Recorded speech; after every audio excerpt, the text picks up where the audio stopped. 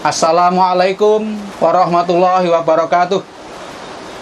Alhamdulillahilladzi anzala sakinata fi qulubil mu'minin liyazdadu imanan ma'a imanihim.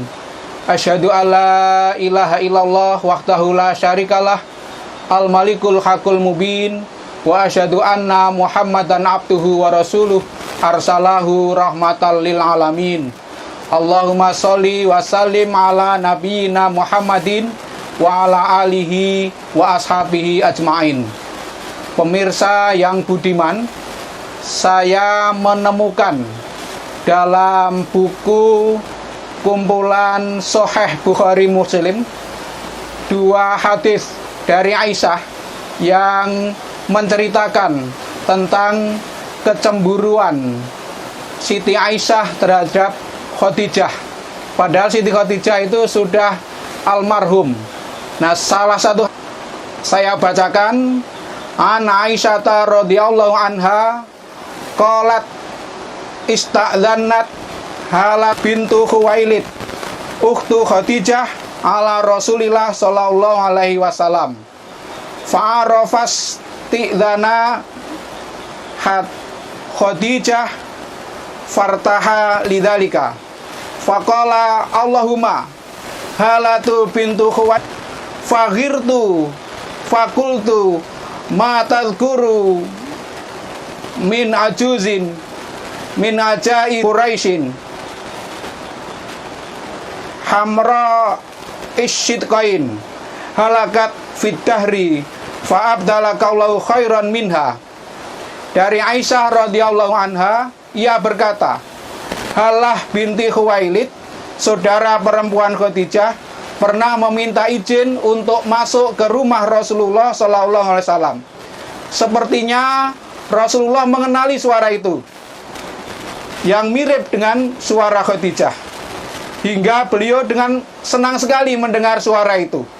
Tak lama kemudian beliau berkata, Ya Allah, ternyata ia adalah binti Khuwailid, adik perempuan Khadijah. Lalu luar biasa, Aisyah pun mengatakan, mendengar itu saya jadi cemburu. Dan kemudian berkata, mengapa Anda masih mengingat-ingat perempuan Quraisy itu, yang tua renta, yang kedua ujung bibirnya telah memerah dan sudah tidak ada lagi, sedangkan Allah telah memberikan gantinya yang lebih daripadanya kepada engkau. Hadirin yang berbahagia, jadi reaksi Aisyah ini luar biasa, mengejutkan ya. Boleh jadi apa yang dilakukan Aisyah itu, kecemburuan Aisyah itu mewakili naluri sebagian besar perempuan, yakni tidak mau ada saingan. Kalau sudah cemburu, itu sulit ngampet perempuan itu. Lisannya seperti tidak ada saringan, sampai bisa keluar ujaran yang menyakitkan. Bahkan itu sebagai semacam ungkapan balas dendam itu.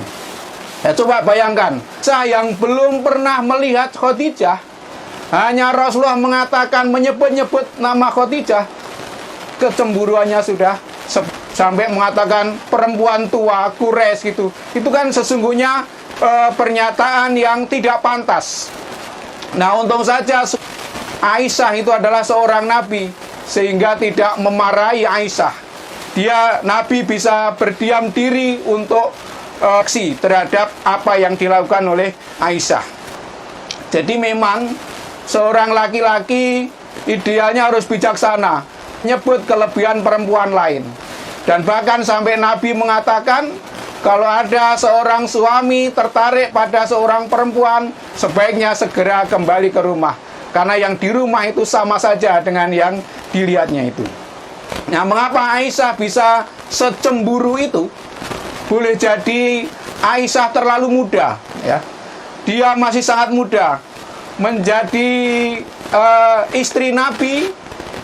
Dia pertama kali bersuami dan menjadi istri yang berikutnya, bukan istri pertama. Jadi betul-betul dia belum pengalaman, sehingga luapan kecemburuannya menjadikan lupa pada tata krama. Padahal Muhammad Shallallahu Alaihi Wasallam ketika menikah dengan Khadijah, dia berusia 25 tahun. Kemudian Khadijah itu berusia 40 tahun.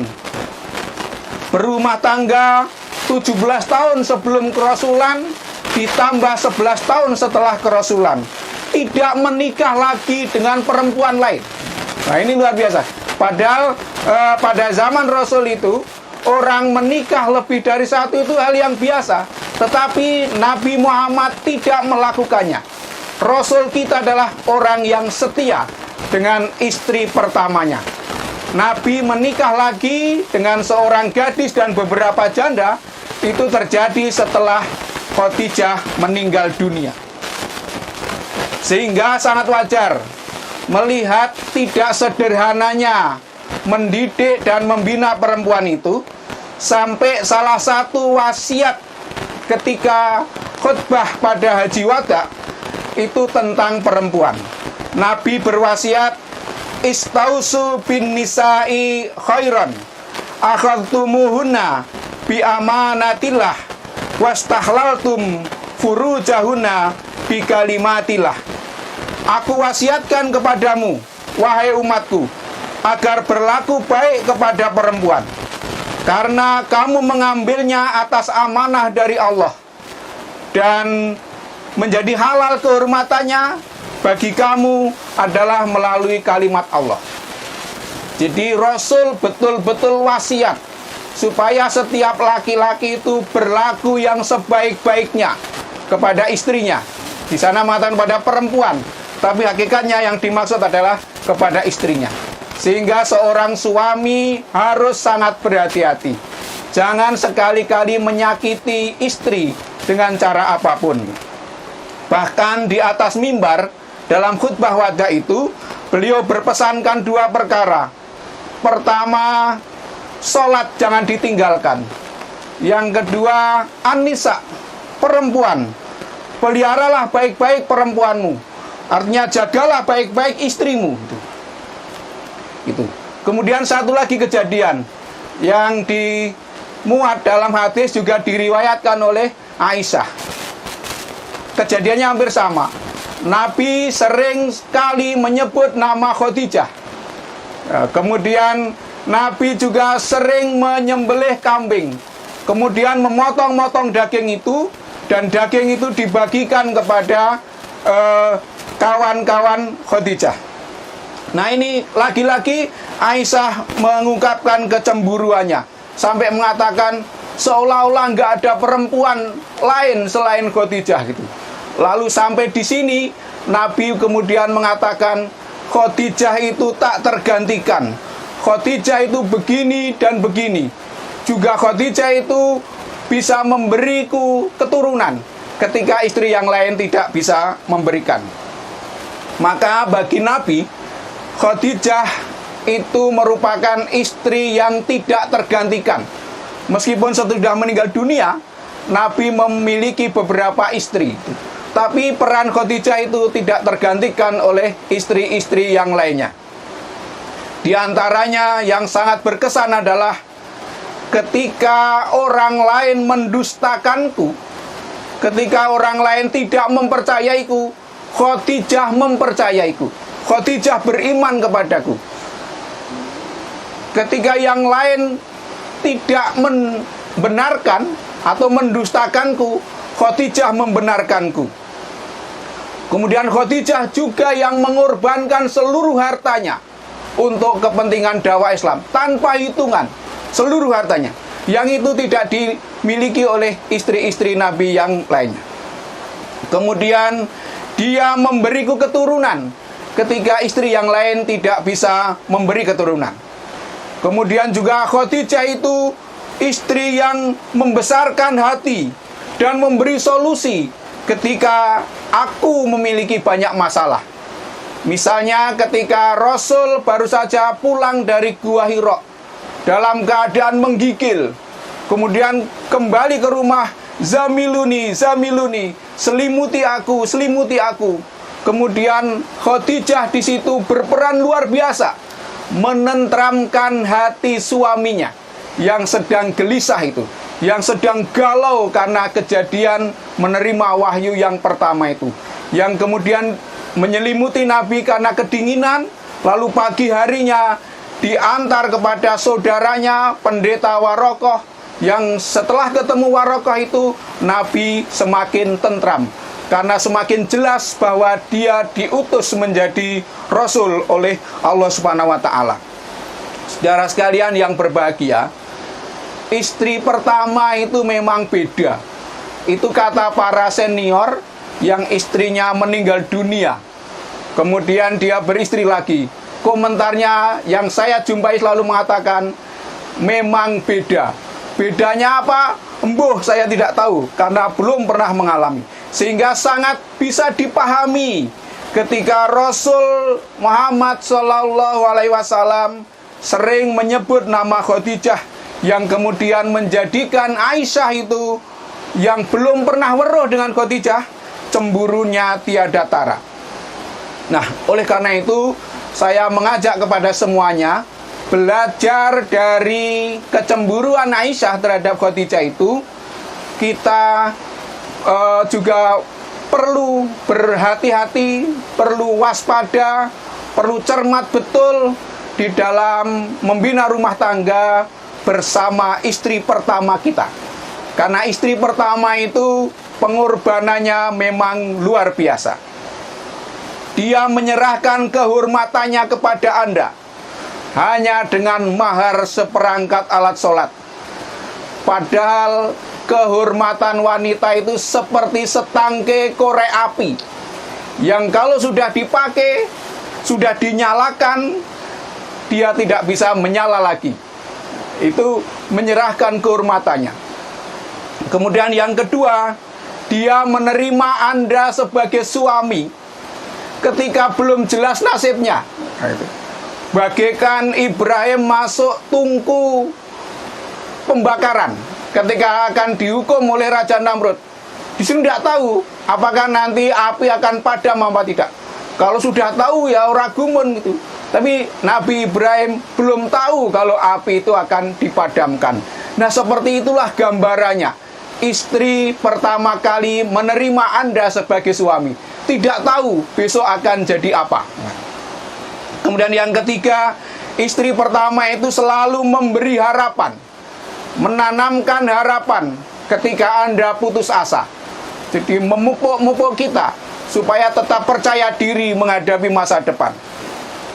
Kemudian yang berikutnya, dia atau istri pertama itu dialah yang menguatkan Anda ketika sedang tidak berdaya. Kemudian dia yang mengingatkan Anda ketika lupa gitu. Jadi istri yang selalu mengingatkan suami ketika sang suami itu lupa. Dia juga yang senantiasa setia mendampingi Anda dalam duka lara. Dan yang lebih penting lagi, istrimu itu adalah orang yang selalu ngumpet menyembunyikan ketika Anda punya aib dan kelemahan. Maka saya berpesan, ketika Anda para suami sedang dalam keadaan suka, sedang dalam keadaan gembira, janganlah melupakannya, apalagi menyakitinya. Jangan sampai terjadi kalau seorang suami menyakiti istri atau melupakannya. Memang dalam ajaran Islam, nambah istri itu hak suami. Bahkan dalam kitab fikih, mau poligami itu tidak ada aturan harus izin istri. Tapi kalau mau melakukan ini, ingatlah apa yang saya sampaikan ini. Kalau sekarang Anda sudah jadi orang yang hidupnya mapan, juga terpandang, mungkin punya kekuasaan, lalu tertarik dengan gadis muda jelita, mungkin solihah juga, dan dia sedia menerimamu dengan lapang dada, ya itu wajar saja, karena Anda sekarang sudah jadi orang. Mendapatimu dengan menerima enaknya saja. Bahasa Jawanya itu tinggal nglunggui kloso gumelar. Padahal kamu bisa hidup mapan itu, ingatlah, itu atas penderitaan, perjuangan, loro lopo, bahasa Jawa. lara lopo istri pertamamu itu, maka sadarlah akan sejarah pahit bersama istrimu. Jangan sakiti dia. Nah, coba kalau berani sekarang rembugan dengan istrimu, bagaimana cara menolong janda tua yang sudah tinggal sepahnya, sing wis kempot gitu. Nah, itu pun istrimu belum tentu setuju. Apalagi kau pilih yang lebih muda dan jelita dari istrimu. Betapa sakitnya istri pertamamu. Maka jangan lakukan itu. Tapi juga saya berpesan kepada para istri, harap tenang saja. Meskipun laki-laki itu senajan wis tua, sudah tua, itu tetap tertarik saja kepada perempuan muda. Ada pengalaman kawan saya sudah pensiunan. Kalau pensiunan pasti sudah tua. Ketika sedang jalan-jalan di mall itu, dari kejauhan ada seorang perempuan muda, gadis jelita, tersenyum kepada dia. Wah, semakin dekat semakin jelas senyumnya. Tapi ketika sudah bisa memungkinkan untuk berbicara, anak gadis itu mengatakan, "Bapak, dulu saya murid Bapak." Gitu. Nah, jadi kawan saya yang sudah GR tadi jadi hilang seleranya, karena yang tadinya merasa GR disenyumi oleh anak muda, ternyata muridnya. Nah, itu menggambarkan. Tapi sekali lagi, para istri, para perempuan, laki-laki yang berani poligami itu hanyalah laki-laki yang luar biasa. Padahal suamimu adalah suami yang biasa saja. Maka tidak usah takut. Kemudian yang kedua, yang banyak itu adalah laki-laki yang punya kemauan, atau mungkin ditambah sedikit kemampuan, tetapi minus keberanian. Termasuk tidak berani ketika nanti ditantang pegatan. Maka yang dilakukan adalah sesideman, sembunyi-sembunyi dengan selingkuhan. Itu yang dilakukan kalau dia tidak beriman. Padahal suamimu beriman. Sesungguhnya poligami itu merupakan solusi, menyakiti. Tapi ini memang dalam An-Nisa ayat 3, A'udzubillahi minasyaitonirrajim, khiftum alla tuqsitu fil yatama fankihu ma tabalakum minan nisa masna wa thulatha wa ruba' fa in khiftum alla ta'dilu fawahidatan aw ma malakat aymanukum dzalika adna'ulu. Yang artinya, dan jika kamu takut tidak dapat berlaku adil terhadap perempuan yatim, bila mana kamu mengawininya, maka kawinilah wanita-wanita yang lain, 2, 3, atau 4. Kemudian jika kamu masih takut tidak akan dapat berlaku adil, dalam hal ini adil adalah hal-hal yang bersifat lahiriah. Jika mengawini lebih dari 1, maka kawinilah seorang saja, atau budak-budak yang kamu miliki. Yang demikian itu adalah lebih dekat kepada tidak berbuat aniaya. Ayat ini sesungguhnya diturunkan karena ada sebagian dari laki-laki yang memelihara anak yatim sementara dia kaya. Nah, dia ingin enaknya saja, ingin mengawini tapi tidak mau membayar maharnya. Nah, ini kan perlakuan yang aniaya. Maka Quran mengatakan jangan seperti itu. Ambil saja, jangan, ibaratnya kita itu dilarang makan ini jangan dimakan, makan saja yang lain, berapapun terserah gitu. Nah, maka Profesor Dr. Hamka tentang ayat ketiga surat An-Nisa ini, itu maksudnya adalah seperti ini. Ada 4 catatan dari Pak Hamka. Yang pertama, lebih aman beristri sampai 4 daripada mengawini anak perempuan yatim karena mengharap keuntungan dan harta dari anak yatim itu. Yang kedua, beristri sampai 4 itu jauh lebih baik daripada mengawini anak perempuan yatim karena hendak menguasai harta itu. Jadi hanya ingin mengeksploitasi anak yatim itu. Kemudian yang ketiga, namun diperingatkan lagi bahwa jika kamu takut tidak akan dapat berlaku adil terhadap istrimu, kalau beristri lebih dari 1, lebih aman beristri 1 saja. Kemudian yang keempat, beristri 1 orang adalah jalan yang sedekat-dekatnya untuk hidup tanpa aniaya. Nah, maka tegasnya, kalau kamu beristri lebih dari 1, sulit menjauhi sikap aniaya, atau berlaku kejam, atau menyakitkan hati, atau berbohong, dan sebagainya.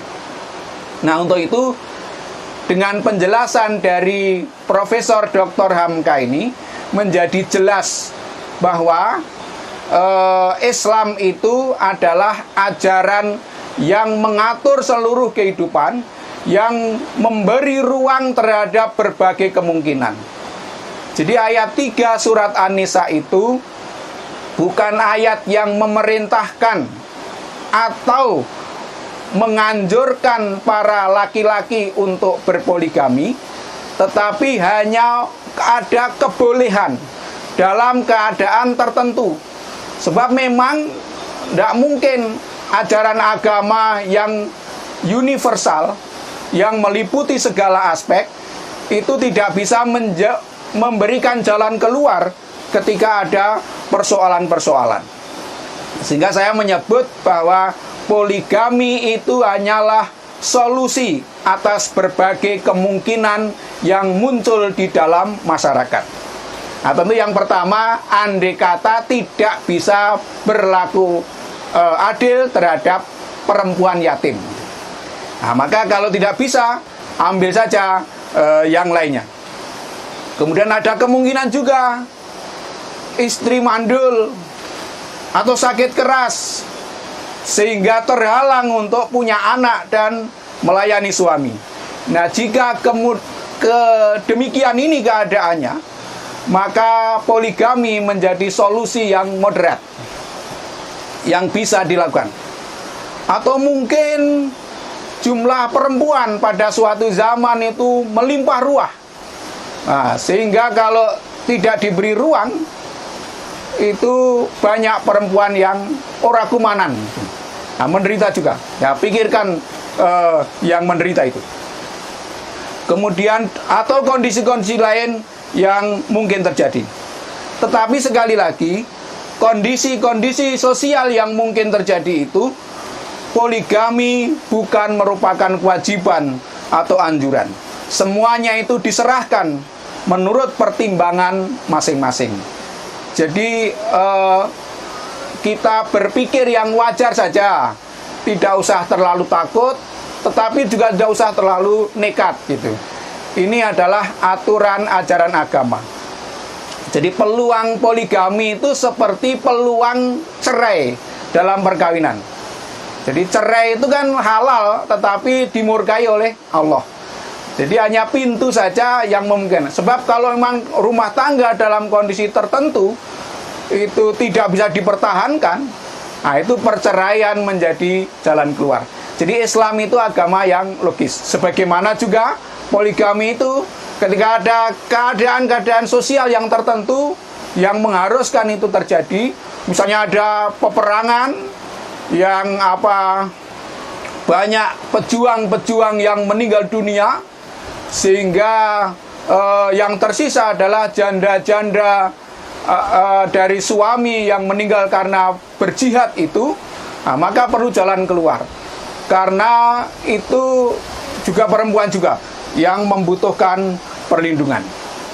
Nah, saudara sekalian yang berbahagia, maka pada kesempatan ini saya mengajak bersikap adil juga dalam membaca situasi, dalam memahami aturan, dalam memahami syariat.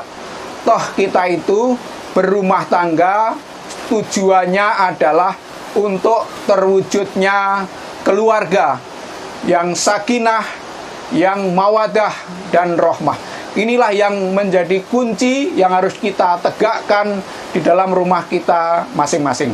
Bukan soal istrinya itu 1, 2, 3, atau 4, tetapi soal sakinah itu yang menjadi tujuan dan visi kita berumah tangga. Itu tidak boleh hilang dari keluarga kita dalam umur berapapun. Nah, yang paling ideal adalah dalam berumah tangga itu makin lama makin cinta. Itulah yang harus kita ikhtiarkan bersama-sama. Itulah yang namanya mawaddah, juga rahmah. Jadi cinta dan kasih sayang. Rahmah itu adalah cinta yang sudah tidak ada sebabnya.